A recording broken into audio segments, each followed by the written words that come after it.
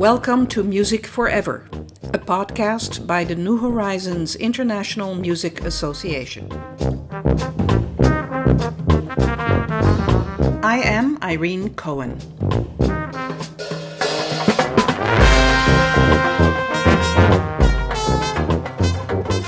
Mark Enns graduated from Western University in London, Canada, with a degree in performance on clarinet. He continued his studies with a master's degree from the University of British Columbia and the summer diploma program in wind band literature and conducting at the University of Calgary. He retired in 2017 from a 29-year career teaching secondary school music in West Lorne and London, Ontario.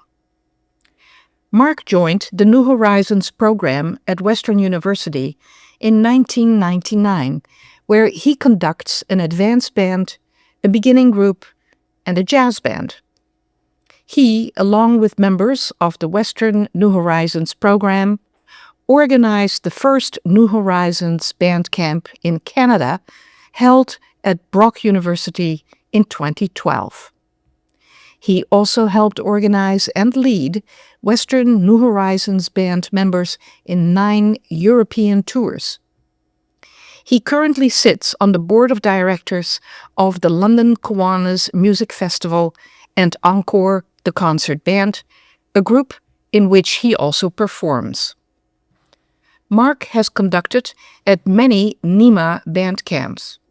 He will be co-director at the Mont Tremblant New Horizons Music Event for the third time in October 2025. This interview took place in August 2025 in London, Ontario. Well, good morning, Mark. Good morning, Irene. It's a lovely morning here in London, Ontario. Yes, we're sitting outside in the garden, and it's a perfect summer day. Beautiful. Thank you for doing this interview. Yeah, and thank you for inviting me, and thank you for all the work you're doing on these podcasts. Oh, it is a pleasure. It's an honor to interview my own conductor, the person who's been conducting me anyway for, I would say, 25 years or so. Usually we start the interview with, how did music get into your life? I did not grow up in a household that was particularly actively engaged in music. My dad was an Air Force navigator, followed by a computer programmer, and was the quintessential home handyman. He always had projects on the go. However, he was always whistling either Mona Lisa or Yellowbird while he was puttering away on things, his favorite tunes to bide the time. My mom was a nurse, but loved to sing in the church choir. And so that was about the extent of the engagement of music happening in the household. So, when I was very young, my parents started me off hockey in the winter, baseball in the summer. And after a few years, they realized that I had neither aptitude nor interest in this, and so very wisely moved on to the next item on the option list. And so I probably started piano when I was 9 or 10. I did manage eventually to scrape my way through the grade 8 conservatory exams, but I was never particularly passionate about it. Also, our elementary school did not have any music per se. Really, my early engagement was listening, and I don't know why, but orchestral music really seemed to speak to me very early on. And so my parents had a handful of classical orchestral recordings that I started playing on the giant Telefunken stereo system in the living room, which prompted my parents to buy me my own little record player that I can play music in my bedroom. I would make weekly trips to our library to see what happened to be there, take out whatever they happened to have. I'd go home, that's what I'd be listening to, and then the next week see what new had come in. So when I got to high school, now at age 14, I signed up for music and started playing clarinet, playing in the bands, in jazz groups, and singing in choirs, in the madrigal and chamber choirs. So I really became very, very active in music and music performance. my parents realized that this was something that was floating my boat. Midway through high school, they sent me to the National Music Camp at Interlochen in Michigan. And back in that day, that was an 8-week camp, so all of July and August. That would have been a major commitment for them. They were very happy to support anything that I was interested in doing. That's where the world of music really opened up for me. As I recall, there were over 300 performances in this 8-week period, which is a pretty substantial number. And of course, these were not just large ensemble performances. There was chamber music, string quartets, vocal groups, musicals, opera, covering a wide range of music from Renaissance to 20th century contemporary music. When I came back, I started studying privately with one of the professors at the university, and then continued with the same professor when I did my degree in performance here at Western, and then continued with a master's in performance at UBC in Vancouver. I did a little freelancing when I was in Vancouver, but started discovering that while the music world was pretty fantastic, the music business was not as secure, and I discovered that my personality requires maybe a little more stability and predictability. And so it was at that point that I decided, well, maybe we'll see what music education is like. And so I returned from Vancouver back to London because British Columbia required me to do 2 years of teacher's college, and I only needed to do 1 here in Ontario. So here you were, this little boy, fascinated with music, listening to music. Would you have been inviting your friends to come and listen to some concerto with you? Certainly not in elementary school. I am an introvert, so in many ways I'm fine sitting in a corner reading or just listening to music by myself. But certainly when I got to high school, you find like-minded people. You find people who have similar interests. And that's what I found in the music department. That became my home, and that's where I had lots of friends. We started sharing music that we'd discovered and listening to different things. My first job was at a small country school 40 minutes west of London. The school is about 500 students. I sort of had to get used to the country environment. I was a city boy. I didn't know a lot about farm life or country life. There were sort of moments that, a student misses rehearsal and their friends tell me that, the cows got out, that she can't make it to rehearsal. And I think, what do you mean the cows got out? And, oh, you don't understand. This is a big deal.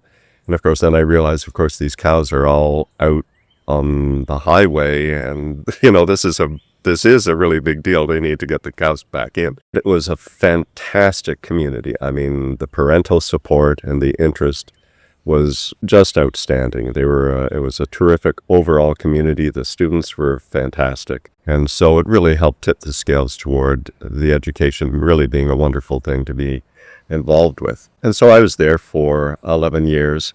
And then was hired at a city school of 2,000 here in London. And so I traded in cows grazing by the football field with a giant mall. That was a little bit of an adjustment because the community is different in town. So yeah, after a little bit of adjustment to a different environment, we settled in. And so I was at that school for 18 years. Again, had just a wonderful time with the students and had some great music making and great memories. Well, music is such a communal thing. Kids start finding their community. They start finding people who are like-minded. They start finding themselves, and they grow together in classes. And so I recognize, too, that kids sign up for music because they know there's only going to be one grade 11 music class, so they know all their friends are going to be there. The safe space for kids, someplace where they're discovering themselves. I don't think as music educators, especially in high school anyway, we're not thinking, oh, we are going to make all of these wonderful orchestral or band musicians. It's about understanding music, about giving kids talents and abilities that they can take with them on their life journey, whether that's in music or something else. That's fine. And that's what New Horizons is about, is you have all of these people who have these latent abilities that they developed when they were young that might not have been used for a number of years for various reasons. And certainly people who played in their youth and are coming back to it, it's like riding a bike. They find their balance again pretty quickly and move along and develop very, very quickly back into the music world. Yes. Speaking about New Horizons, at what point in time did New Horizons get in your life, and how did it happen? Our program started in January of 1999, but my connections or the beginnings, we have to go back a little ways. So in the mid-'80s, I was hired to teach at a 2-week band camp in St. John's, Newfoundland. And the camp was being organized by 2 of the local school teachers, Paul Woodford and a friend of his, and included on the faculty was flute player Betty Ann Yonker. Paul, and it turns out Betty Ann, both left school teaching, went and did their PhDs, and started into careers at the university. About 8 or 9 years after this band camp in St. John's, they both ended up at the Faculty of Music here at Western. And so they started the idea of this New Horizons program, wanting to bring it to the Faculty of Music here in London. When they were planning the first session, they didn't know how many people were going to show up. And so they didn't know what kind of a budget they would have. They didn't know how it was going to work. They sort of planned on 20 to 24 maybe joining. They had 5 professors who would each do a couple of weeks for the course. They ended up with 55 signing up, which was far more than they were planning on. They realized, okay, we have a little bit of a budget, and they got towards the end of that first session, and they realized that having a rotation of people coming through with a bunch of beginning musicians just wasn't working. Paul came to me and wondered if I wouldn't take over permanently and become the regular conductor for them to provide some consistency. And they invited me to the first performance that this beginning class gave. I was entertained with the greatest hits from the first 15 or 16 pages of the Yamaha band book number 1. Realized that there's a real energy here and there's a real enthusiasm. And, I have never heard Go Tell Aunt Brodie played with such gusto. I thought, okay, this could be something fun and worthwhile pursuing. And so I joined the program then in September of 1999. We had a new beginning class of about 45, and then most of that 55 then became the advanced group. So the program really just took off right from the beginning. There will be somewhere between 180 and 200 who join us for our core program on the weekends. And then we've got additional players who are in our satellite groups. You have a number of jazz groups and a sort of a wind ensemble kind of group, Right. a brass group. New Horizons also was meant to sort of be a feeder band for community bands here in London. I think it's safe to say that has been very, very successful. Oh, yes. We've got several community bands here in town that play at different levels of difficulty. And yes, the New Horizons program has really been a big feeder program for especially 2 of those bands. It's you go to these concerts and you just see all of these New Horizons people sitting, and it's very gratifying to see that they've taken their playing to another step and continuing their experiences elsewhere, not just in the New Horizons program. The social aspect, I think, of New Horizons is a big thing. I know that on our weekend programs, we have 5 different groups, 5 different levels that are rehearsing. While the music is really important, probably the most important moment in the day is snack time, when all of the groups get together and can have a coffee and a nibble and talk with each other and talk to other people in other groups. And in fact, this past summer, we had somebody who didn't register for the program for that particular term, but still showed up at snack time to see everybody. And so that is a major part, I think, of New Horizons, is that sense of community and camaraderie. And that's I think, really important for adults. As we get older, we can become more isolated. Mm-hmm. We need direction. We need something to do. We need to feel like we are continuing to grow. And I think music is a big part of of both of those things. Yeah. People are very, very dedicated. I remember one beginner coming to me and apologizing because they hadn't practiced on Tuesday. So you practiced every other day, but you didn't practice on Tuesday. And I was thinking, I have grade 9 students that I would be thrilled if they would just practice on Tuesday.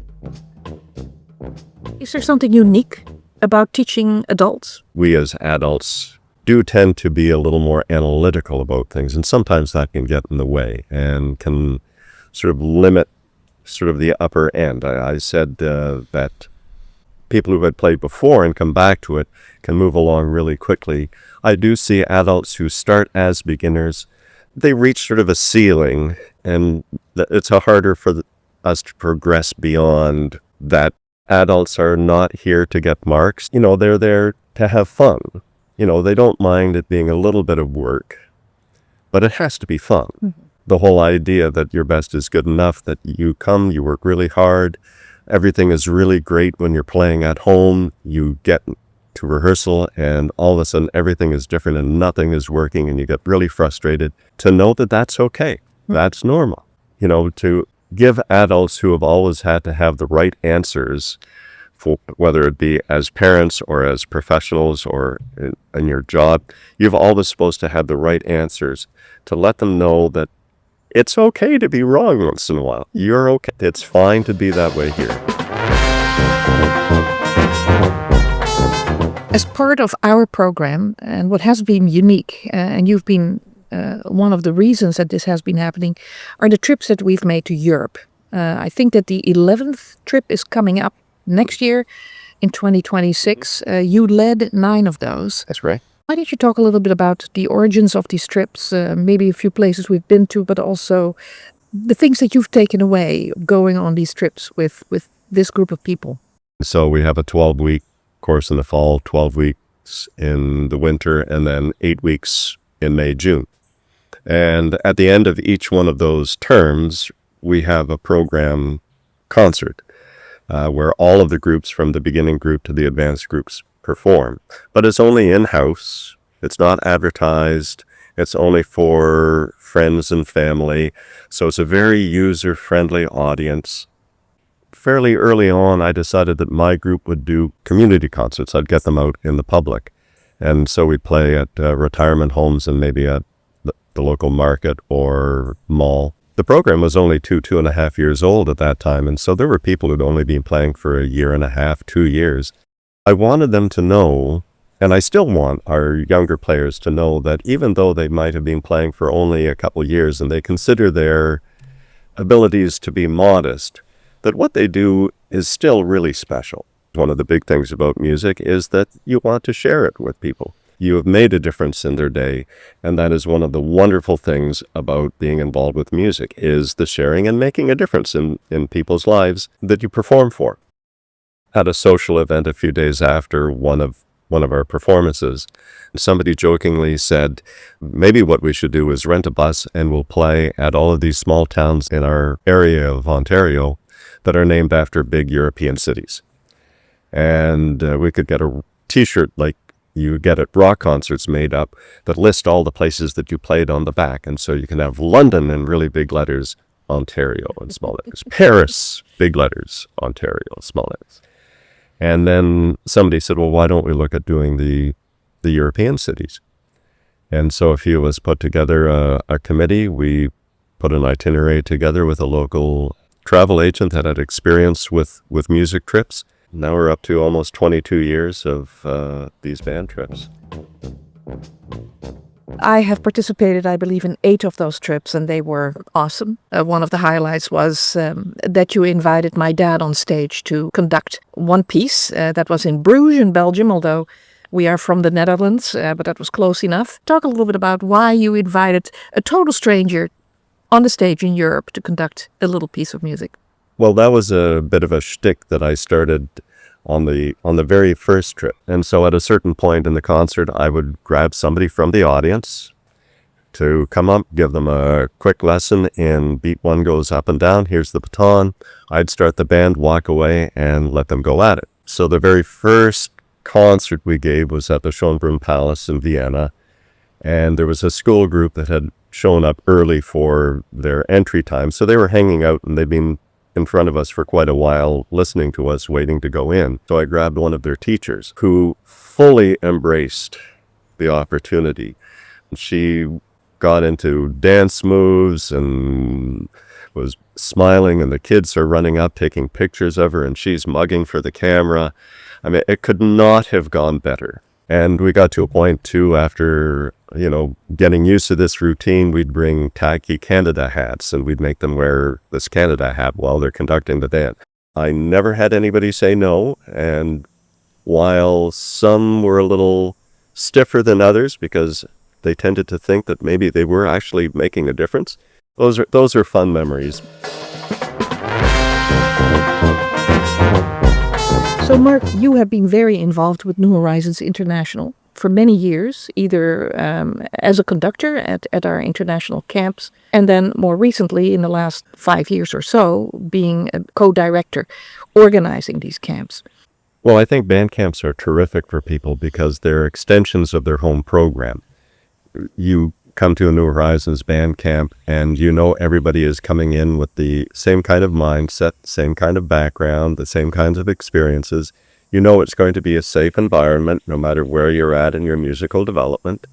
And to get together with people from other programs you can relate to and develop new friendships and new bonds, new experiences, I think is terrific. It just again opens the door a little wider, knowing that you are a part of a larger organization, and there are all these wonderful people in other programs who are just like you. Sometimes the bands they're coming from are smaller, maybe 30, 35, 40 people. You come to a band camp and you're playing in a band that's 70. And you might be the only person who plays French horn in your home band, and you come to a band camp and suddenly you're in a section of 7 or 8 French horn players. I mean, those are opportunities that are really great. With the elective classes, you can play in flute ensembles or clarinet ensembles, woodwind brass percussion ensembles, and your playing is a little different in smaller groups like that. It's a different kind of playing, and so that's another great learning and growth experience. Having the chance to take a composition lesson or beginning improvisation, this is a chance to explore something that you can't at home. It is a challenge for directors coming to a camp because you get a list of names who you don't know for the most part, so you don't really know what you're getting yourself into. You don't know where everybody is at, and so picking music, which is hugely important, is difficult because you might pick something you think, okay, this should work really well, and then you get there and you go, okay, so this isn't working out quite the way I thought it would. So it's a challenge for directors coming in to a group that they don't know. Working with other directors is fantastic. It's like a professional development session. You always learn from other people. There's such fantastic directors in our programs that it's really, really worthwhile to see what other people are doing, to learn from them. It's a little different being a coordinator because it's much more administrative. And that can be very, very busy, making sure that all the instruments are in the rooms, that the right number of chairs are there, that if somebody needs a sound system, they've got it. It's a lot of administrative stuff that needs to happen. But at the same time, that is still engagement with both the directors and the campers. I get to see a lot of the campers. I have the benefit of being able to float around. I can go watch somebody doing this class over here, and then maybe take 15, 20 minutes and go over see somebody else doing something else in another class. If you're the ones teaching it, you can't do that. Of course, there's a lot of upfront work for the people who are coordinating these camps to do with registration, the advertising, answering emails, getting the proper ensemble set up, for making sure that the lodging is in order, food, all that sort of stuff. For those people who are interested to do this, though, New Horizons International has a whole system set up so that you are fully supported to do a camp, and we would walk you through every step. Yeah, we're very fortunate that NHIMA has become as involved with the camps as they have recently, creating a support network. our NHB program ran the first camp in Canada at Brock University in 2012, and at that time NHIMA was not as involved and didn't really have the support network in place. That was a committee of, it had to be 8, 9, 10 people, and everybody had their jobs, and we were really creating everything from scratch, and that was a huge job. And NHIMA provided a little direction, but they didn't really have that much experience with camps, and so their involvement was welcome, but we were still responsible for trying to figure a lot of things out ourselves. Now it's just the two of us who, with the help of NHIMA and the board and the administrative assistants, it's a much easier process to try and make a band camp happen. Yeah.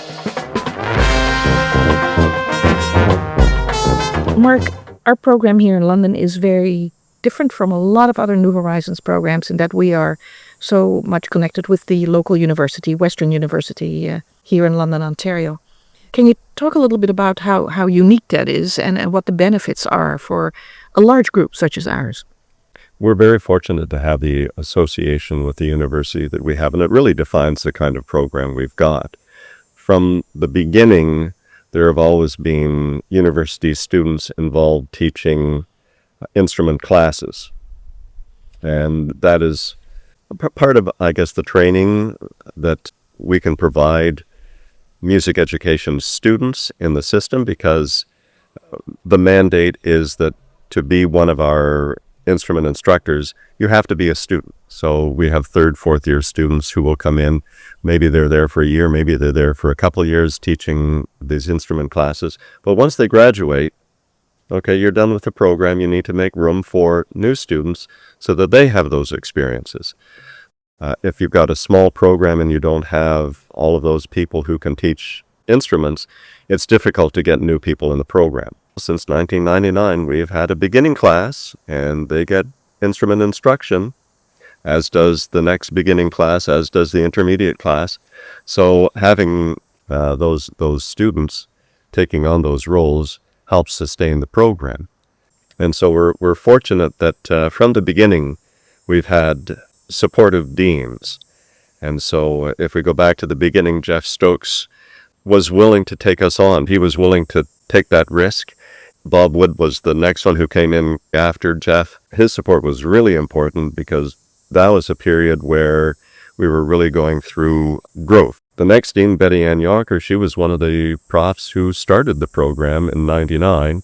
And so she had a vested interest, and so she was behind the program. And now we have a new dean, Michael Kim, who is very interested. He comes to our first rehearsals of every term to bring welcome from the faculty. He's at almost all of our performances.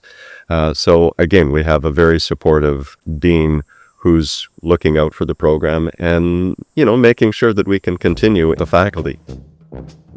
I think there's a really great relationship that has been built between the adults in our community and the faculty of music, and I think that's a terrific thing for all of us. It's a benefit to all of us. If universities are looking for a community outreach program, and if that is part of the mandate of a university, I would say that a program like New Horizons would be the perfect choice.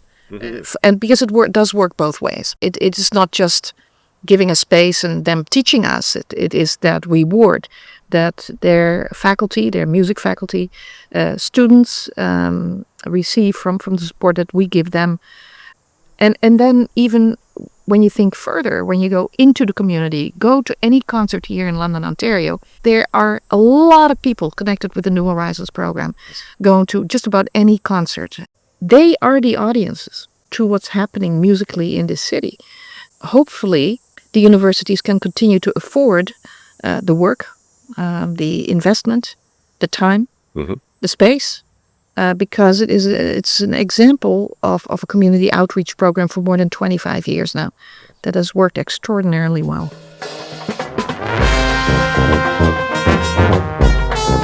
We can't talk about our program without acknowledging our coordinator, Yes, Brenda, who in effect is the university's supervisor that oversees the program. And she is everything administrative, from librarian, looking after the library, ordering music, getting music out to people, to booking the rooms, negotiating with the university about, the timing of our classes, hiring the instructors, and all importantly, getting the coffee going early in the morning so that it's ready for our breaks.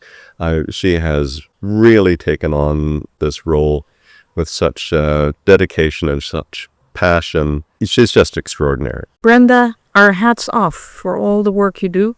Again, when people are there and do a good job quietly in the background, we just take it for granted. Imagine no coffee on Saturday morning. Yeah, there'd be a riot. It would be horrendous, But yeah, Brenda is there at 6 a.m, folks, to get that ready for us. Mark, you have been connected to this program for 26 or 27 years now, something like that. We are hoping that we can continue on for at least another 26 or 27 years. I'll go for that. Okay, me too. Who would we be if it wasn't for New Horizons in our life? What else would we do? It's that big of a part of our lives. I think people also need to recognize that it's the same thing for the directors. I feel exactly the same way, that this has been a spectacular opportunity for me, the musical engagement, and I don't care whether I'm working with the advanced band or the beginning class. I love working with both of them uniquely, and I think that our membership needs to know that we also benefit. In much the same way. We build friendships, we have shared experiences, we go out and we play these performances, whether they happen to be here in town or in Europe. We go to band camps, we meet new people who are just so enthusiastic and are so joyous about being involved with the musical experiences they're having through New Horizons. It is just so rewarding and so enriching, and it is such a wonderful thing that I was able to become involved with. And of course, we cannot not mention your wonderful wife, Linda, who for all these years has been lending her husband every Saturday morning, because it has an impact. You were a working couple when you started this. Of course, now you're both retired. But that meant that a significant portion of your weekend was taken up by New Horizons programming. So it takes a special partner and spouse to fit into all this. She's joined us for all the trips. She's a wonderful artist in her own way, and will be actually joining us there in Mont Tremblant. And she will be doing a lovely art-related course called eco printing. She's looking forward to it. Yeah, we're all looking forward to it. Mark, thank you so much for doing this interview. Thank you. I knew so much about you, I thought, but now I know much more about you. There were a lot of things I did not know. It's been very lovely to have you here. Thank you for doing this interview for this podcast. Well, thank you very much for speaking with me. I would like to thank Mark Enns for doing this interview. If you would like to find out more about Mark's New Horizons band, please go to music.uwo.ca and search for the Outreach tab and click on New Horizons Band.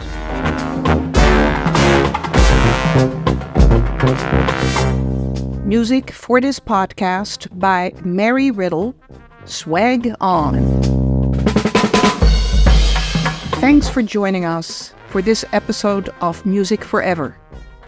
If you are interested to be interviewed for this podcast, please email us at NHIMA@gmail.com. That is NHIMA podcast@gmail.com. See you next time.